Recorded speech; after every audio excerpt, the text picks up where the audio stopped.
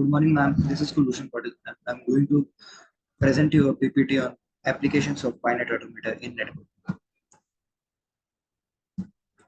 Application of finite automata. We have now devoted two chapters to the study of finite automata and will conclude both simple and fairly advanced usage. Example will be taken from the theory of operation systems, data communications, and network protocol and network analysis. We begin with a few very easy examples. Goals for this chapter are: at first glance, this chapter might seem a little bit much for the student. A casual inspection will reveal that it covers a number of topics, including first, stages in process; second, creation and persistence of object in graphical system; third, process management in time sharing of operating system; fourth, parity checking on a bit serial communication; and fifth, connection management for the transmission control. Each of this topic might easily cover a few weeks in separate course. Some such as management of TCP would readily justify an entire course. The purpose of this chapter is not to teach this topic, but to show the utility of finite automata in many areas of study. The author of this notes now faces a problem: how much to say about each application being discussed. The original draft of this chapter comprised only finite automata, labels of each state and transition, and few comments. The idea behind this presentation was just look at the picture and note how many uses they have. This approach was thought not too sufficiently, so that revised chapter adds some explanation when thoughts useful. We begin this chapter of illustration with the remark that finite automata can be found everywhere. Traffic lights, vending machines, and washing machines. Both the dishwashers and clothes washers. One of this author's friends, an MIT graduate, a mo- claimed to be able to model a baby as finite state machine. But this is probably excessive zeal on his part. Or- So there's an example of washing machine. Start, fill, wash, spin, rinse. Fill, agitate, spin, enter. Process thought process through the computer science curriculum. It is not common to view a process in terms of finite state machine, but it can be done. One should note that finite automata are not often used to model processes such as this and the next one, for the reason that other models usually do it better. Nevertheless, we can view each of these two as true finite automata, although with fewer transitions than its usual. A life cycle of an internet student. The managers of the internet use published standard as a way to agree on rule for running the internet. Each standard goes through a life cycle, beginning as an unofficial working copy and ending as a historic document. Here is a finite automation modeling that process. First, the first process is the internet draft. The internet draft is a working copy. It is a work in progress with not ethical standing. If an internet draft shows sufficient promise, it can edit it and publish it as RFC. Request for comment at this stage. Other interested parties are invited to the comment. Third state is the proposed standard. Fourth state is the draft standard. Yeah. Fifth state in the internet standard, and fifth state. The sixth state is historic RFC. Historic standards are either old internet standards that have been sus, sub, suppressed, or other drafts of sufficient internet or merit keeping. Define a line by 2 points. We can now consider an example from object-oriented computer graphics. Recalling that 2 points specify a line, we consider a line segment object as being the line of between 2 points. Specify a line. We consider a line segment object as being line between 2 points. In this example, the code for the line segment objects has three methods. A new method to create an empty instance of the object that is with no data members defined. A point x, y between this that spaces specifies one of the 2 points for instance and line segment. One call this method tries to specify the line segment without making distinction between the 2 points. The design requirement for the line segment objects calls for it to be specified by two calls to method point x, y, or a single call to point 2 x1, y1, x2, y. Either first point is 0, followed by call to point 2, 2, or point followed by call to point 2. or a single call to point to. The design requirement for the line segment objects call for it to be specified by two calls to method point x, y, or a single call to point two. Either point 0, 0 followed by a call to point 2, 2 or point 2, 2, point 2, 2 followed by a call to point 0, 0 or a single call to point 2 can be. An example An example from operating systems.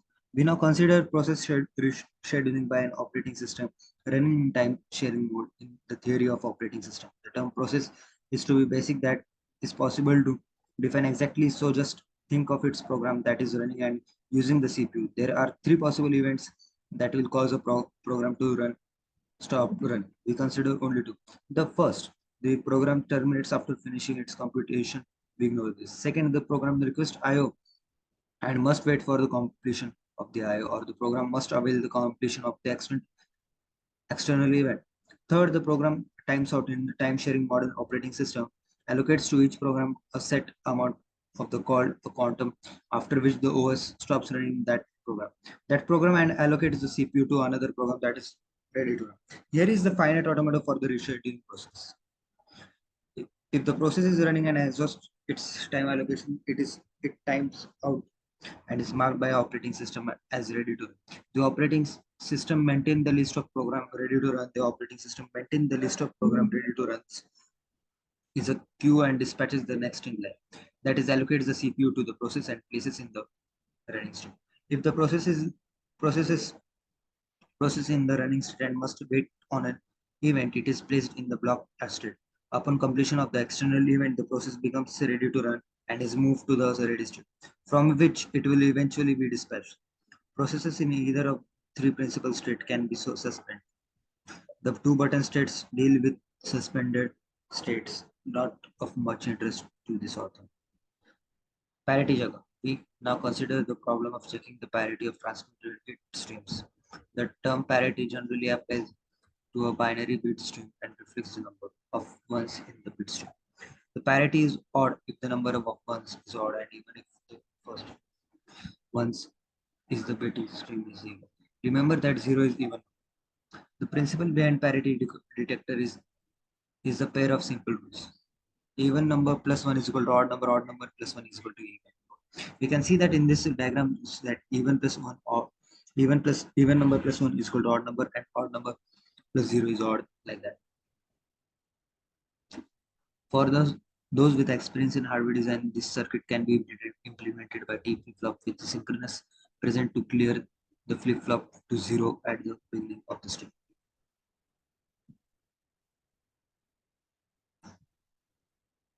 So we come to the modeling of the TCP. The TCP is a protocol used in connection with IP have TCP IP control interaction between TCP client and TCP server. More generically, the two communicating TCP program are called TCP host, but we shall consider the special case in which it easier to speak of a client and server. A communication protocol is a set of rules or conventions to be followed by the two or more communicating entities. For example, there is the telephone protocol. The telephone rings and one answers hello. To initiate the transfer, what we see in this telephone protocol is called handshake.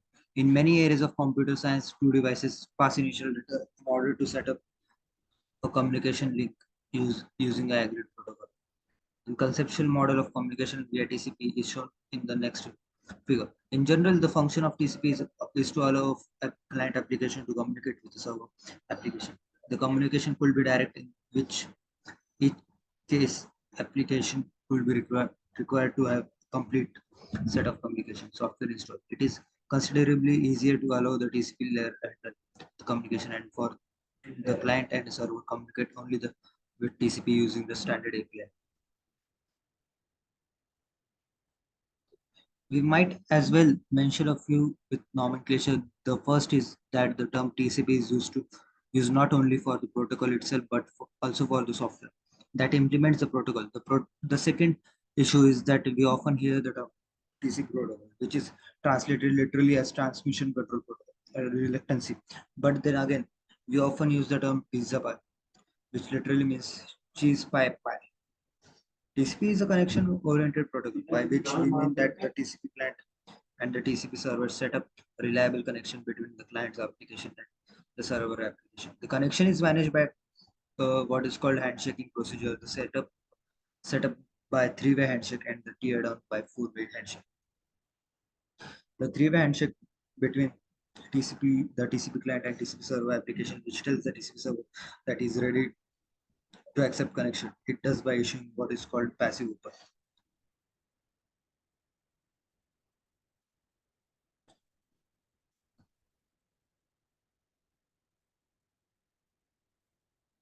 TCP server diagram. This is the TCP server diagram. The server TCP starts in closed state.